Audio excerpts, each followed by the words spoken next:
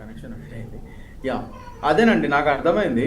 So what I'm saying is ఈ రోజు రోజుకి ఇప్పుడు ఇది ఒకదాంతో సమస్య పోతుంది అనుకుంటే రోజు రోజుకి ఇంకా ఎక్కువ అవుతున్నాయి అనమాట.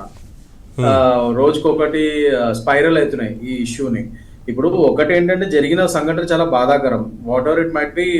ఒక నిండు ప్రాణం పోయింది అని ఇంకో చిన్నపిల్లోడు శ్రీతేజ్ అని అతను ప్రాణాలతో కొట్టుమిట్టాడుతున్నాడు కిమ్స్ హాస్పిటల్. ఒక పక్క నుంచి అది నడుస్తుంది. అండ్ ఇంకోటి మోస్ట్ ఇంపార్టెంట్ థింగ్ ఏంటంటే అందరూ ఇక్కడ అల్లు అర్జున్ గారి కేసు మీద ఇది ఆయన అరెస్ట్ చేసినప్పటి నుంచి దీని మీద హైప్ ఎక్కువైపోయి దీని మీద ఇంత ఫోకస్ ఇవన్నీ అవుతున్నాయి. కానీ బట్ అసలైన విక్టిమ్స్ ఫ్యామిలీ గురించి ఎంతమంది అసలు నిజంగా ఈ ప్రభుత్వం ఏం ఆలోచిస్తుంది ఏంటి అని. Because there is also one more things I just want to tell in this regards. ఇది డిసాస్టర్ మేనేజ్మెంట్ యాక్ట్ అని ఉంది మనకి, స్టేట్ కానీ నేషనల్ కానీ. So state level state disaster management act ప్రకారం కూడా ఈ విక్టిమ్స్ ఫ్యామిలీకి గవర్నమెంట్ సీఎం రిలీఫ్ ఫండ్ నుంచి కానీ అక్కడి నుంచి కూడా ఫండ్స్ ఇవ్వచ్చు. అసలు అలాంటిది ఇప్పటివరకు అసలు జరిగినట్టు కూడా నాకైతే తెలిసి అవ్వలేదు మరి. సో అల్లు అర్జున్ గారు మళ్ళీ ఆయన సపరేట్ గా వాళ్ళకి విక్టిమ్స్ ఫ్యామిలీకి ఏదో కంపెన్సేషన్ ఇస్తామనేది అది ఆయన personal thing, that's different story. But government పరంగా అసలు ఇప్పటివరకు విక్టిమ్స్ ఫ్యామిలీకి పెద్ద సానుభూతి కానీ ఇట్లాంటి కంపెన్సేషన్ ఇవ్వడం కానీ అలాంటివి అయితే ఏం జరగలేదు. ఎందుకంటే జనరల్లీ నేను ఇదివరకు కూడా వేరే ఇంటర్వ్యూస్ లో కానీ వేరే ఛానల్స్ లో కూడా చెప్పడం ఏం జరిగిందంటే, ఫస్ట్ ఆఫ్ ఆల్ ఇక్కడ అల్లు అర్జున్ గారు దాని మీద సెక్షన్స్ పెడతాం కూడా రాంగే. 105 ఒకటి పెట్టారు, 118 ఆఫ్ సబ్ క్లాస్ 1 బిఎన్ఎస్ పెట్టారు. 118 ఆఫ్ సబ్ క్లాస్ 1 బిఎన్ఎస్ దీనికి మాక్సిమం అసలు ట్రెంటే కాదు. ఇట్లాంటి స్టాంపేడ్స్ కి జనరల్లీ పెట్టాల్సిన సెక్షన్ 106 ఆఫ్ సబ్ క్లాస్ 1 అంటే డెత్ బై నెగ్లిజెన్స్. ఈ ఎలాంటి స్టాంపేడ్ యాక్ట్స్ కైనా, ఈ పబ్లిక్ మీటింగ్స్ లో జరిగే స్టాంపేడ్స్ కానీ, సినిమా ఈవెంట్స్ కి జరిగే స్టాంపేడ్స్ కి కానీ, లేకపోతే ఈ పుష్కరాల ఘాటికి అయినప్పుడు కూడా 106 ఆఫ్ సబ్ క్లాస్ 1 బిఎన్ఎస్ లో క్లియర్ గా ఉంది డెత్ బై నెగ్లిజెన్స్. ఆ స్టాంపేడ్స్ కి స్పెషల్ గా పెట్టే సెక్షన్. మరి ఇందులో ఇది కాగ్నిజబుల్ ఒఫెన్స్ కింద చేద్దామని చెప్పి మరి పని కట్టుకొని 105 ఇవన్నీ పెట్టినట్టుగా నాకు అనిపిస్తుంది ఫస్ట్ అండ్ ఫార్మోస్ట్. సరే ఆయన మళ్ళీ దాని తర్వాత ఒక A11 లో ఉన్న ఒక Allu Arjun, he's not even prime accused, A1 A2 ఆ పరిధిలో లేడాయన. A11 లో ఉన్న ఒక అల్లు అర్జున్ ని ఇంట్లోకి వెళ్ళి మరి బెడ్రూమ్ లోకి కూడా వెళ్ళి ఆ వీడియో చూడటం జరిగింది. సో అందులోకి వెళ్ళి మరి గుంజుకొని అంటే తీసుకొని వచ్చి మరి తీసుకెళ్లి పెడతాము, మళ్ళీ ఒకే రోజులో అరెస్ట్ చేసి ఒకే రోజులో రిమాండ్ లో పెట్టి మెజిస్ట్రేట్ ముందు పెట్టి.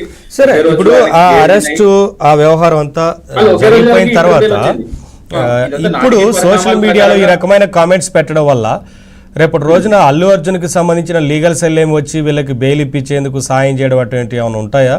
వీరు అసభ్యకరంగా గవర్నమెంట్ నిందించడం లేదంటే పోలీసులకు సంబంధించి వారి మీద పోస్టులు పెడతా ఉంటే రేపు వారి కుటుంబాలన్నీ ఇబ్బందులు పాలవుతాయి కదా. ఆ విషయాన్ని ఎందుకు అర్థం చేసుకోవాలి? నేను అదే చెప్తాను. అది ఇదంతా ఎందుకు ఇంట్రొడక్షన్ ఇస్తున్నానంటే, ఇప్పుడు అసలు ఫస్ట్ ఆఫ్ ఆల్ ఇదంతా నాటకీయ పరిణామాలుగా ఇదంతా అవుతున్న తరుణంలో ఒక పక్కన నుంచి విక్టిమ్స్ ఫ్యామిలీకి ఇది గవర్నమెంట్ ఏం చేస్తుంది ఏంటి ఇవన్నీ అసలు ఏమీ లేదు, అంతా సైడ్ లైన్ అయిపోయింది. ఓన్లీ అల్లు అర్జున్ వాళ్ళ ఫ్యాన్స్, దీని మేరకు ఆయనకి ఏం శిక్ష పడుతుంది, దాని తర్వాత ఇప్పుడు ఆయన ఫ్యాన్స్ మీద మళ్ళీ గవర్నమెంట్ టార్గెట్ చేస్తున్నట్టు ఉంది. అంటే గవర్నమెంట్ ఫోకస్ అంతా అల్లు అర్జున్ గారి మీద ఉన్నట్టుగా ఉంది. కానీ అసలైన విక్టిమ్స్ ఫ్యామిలీ ఒకసారి అయ్యింది, ఒక పెద్ద స్టాంపేడ్ యాక్ట్ అయింది. కానీ గవర్నమెంట్ చాలా క్లియర్ గా ఈ విషయంలో అంటే క్లియర్ గా ఉందనేది ఇప్పటికే చాలా సందర్భాల్లో మనం వింటున్నాం.